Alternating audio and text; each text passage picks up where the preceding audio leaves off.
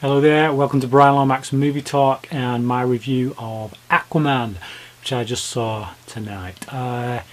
DCEU movie, which doesn't often bring a vote of confidence to most people, not myself included, it must be said. For anyone who knows me, I am a fan of the DCEU movies.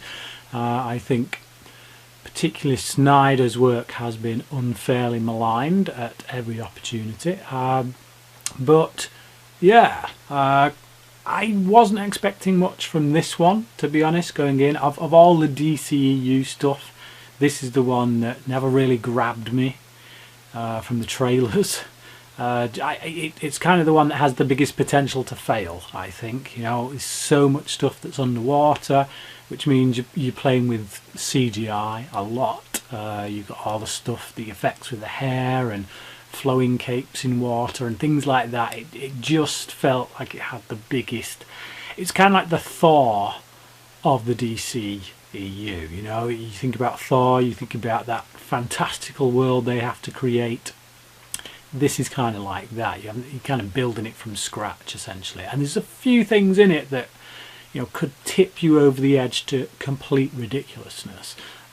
So yeah, with all that going against it, it must be said, this is a pretty good film. So even though we had Aquaman in the Justice League movie, we didn't get much about his backstory. We got enough to let us know who he was, but this film is really about going into that, finding out who he is, what he's all about, and seeing his journey towards becoming the king of the seas, you know, Aquaman as it were. Basically, he's this half-breed kid.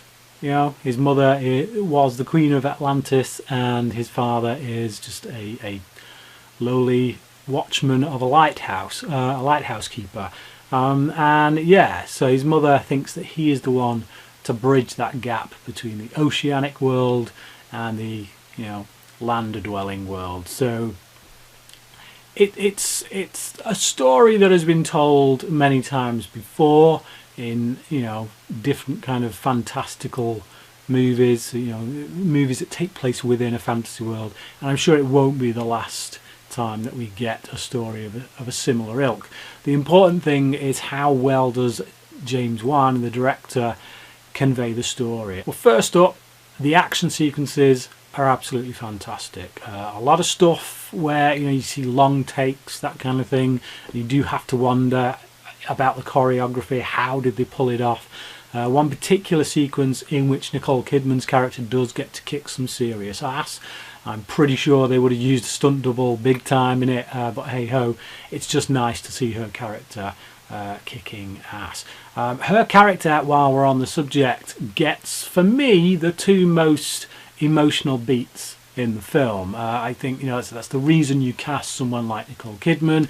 You want a heavyweight, and I'm glad they got her because, like I say, I think she brings the heart, much of the heart, and the times where I felt like I was verging on emotional, it was the scenes with her in. I really like the villains in this as well. So we get Ocean Master, who I don't know much about Ocean Master other than what I've seen in the animated movies. I like the actor who plays him here. I've enjoyed his work previously in other films. I think he's somewhat underrated. Making him his half brother, I think it gives that personal connection, which is often lacking, say, in a lot of Marvel villains. Marvel have done pretty well recently, actually, with their villains, but yeah, for the most part, people do recognise that doesn't tend to be their strongest point.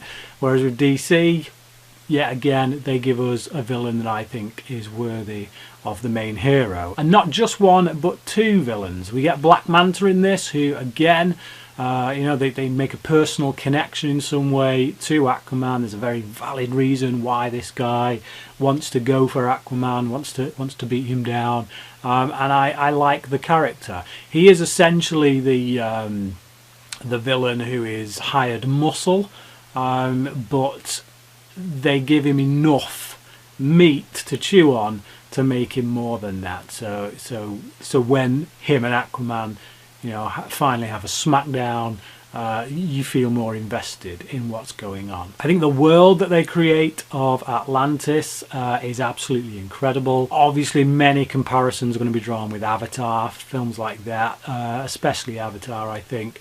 But it does have that epic feel of like a Lord of the Rings and Avatar, that kind of thing. And it does feel like a very immersive world. When Aquaman is first taken into this world by Mera, it just, you're with him. So everything that he's seeing for the first time, you're seeing for the first time. So you're seeing it through his eyes. And it is just incredibly beautiful. I found myself enjoying the score in this as well. I was pretty gutted when Hans Zimmer and Junkie XL were kind of taken off Justice League. It was a bit of an upset for me, but that was my main disappointment about Justice League, to be honest. Here we get Rupert Gregson-Williams, who also did the score to Wonder Woman.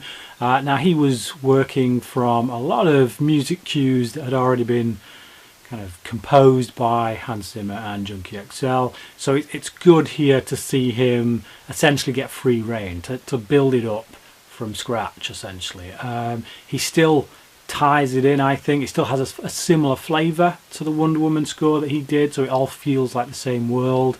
So I'm glad that they're doing that. I'm glad that they're sticking with a composer throughout these films. One of the weaknesses of Aquaman, I would say, is the humour. Most of the punchlines you kind of see coming a mile off. They feel very obvious. They hit like a lead weight. But thankfully, they do err more on the serious side for most of the film. I think the two main actors that we kind of follow throughout this, Jason Momoa and Amber Heard, they do well enough, but I think that humour maybe ain't their strong point. I don't know if that's just the script or the direction or whatever, but it doesn't serve them well here. I prefer Momoa when he's doing more of the serious stuff and the action stuff. Thankfully there's a lot of that. And Amber Heard, well, she looks pretty. But again, filling out the cast with the likes of Willem Dafoe, Nicole Kidman, Patrick Wilson brings a bit more gravitas, brings a bit more weight in the acting department. There are a couple of moments in it that do veer just a little bit too much to the side of silliness. As I was saying at the start, you know, this does have the potential to go down that route. One particular moment in which we see an octopus playing some drums was a little bit too much for me. It did take me out, I gotta say, of that moment. I felt it was just, it did err a little bit too much on the side of ridiculous. I also found myself asking questions about particular powers and things, like Mera, for example. She is able to move liquids, kind of manipulate them, toss them around and stuff, and she's fighting these guards, these Imperial guards, who have these liquid helmets. So these helmets that contain liquid in them so that they can, when they get the helmets removed, it seems to take them down. So I found myself asking the question, if she's got that power over those liquids, why didn't she just do that? Also, because this film is so heavy on the CGI, there's an awful lot of it, there are a few moments where it doesn't quite work. You get that kind of weightlessness effect that you often get with CGI. But considering, like I say, the amount of screen time which is under the oceans and things like that, or where there's just stuff kicking off everywhere, I think we get some really good work on the whole. I think the script at times as well does veer into some very cheesy moments, like particularly moments between Mera and Aquaman. One particular moment just before this big fight scene kicks off in Sicily, it gets a little bit cringy. This moment where she eats a rose because she doesn't quite understand the culture. It's this whole fish out of water scenario, and they just lay it on a little bit too thick, I think. And I think that they're going for charm, they're going for humour, but what they end up with is just pure cheese. And some people may love that. It's not necessarily for me. So despite a few of those negatives there towards the end, I did really enjoy this movie. I think the action is incredible. The lead character is very likeable. I think the main villains have very personal connections, so they don't just feel like world dominators. And I think there's some great supporting characters. So yeah, I'm going to give it a 4 out of 5. Very happy that it's part of the DCEU. I think, yeah, I'd really like to see sequels, which we're obviously going to get. So cracking. Good job, James Wan. Are you excited to see Aquaman? Is it like me? Are you a bit nervous about it going in? Have you seen it already? If so, comment below and let me know what your thoughts are. Until next time, cracking.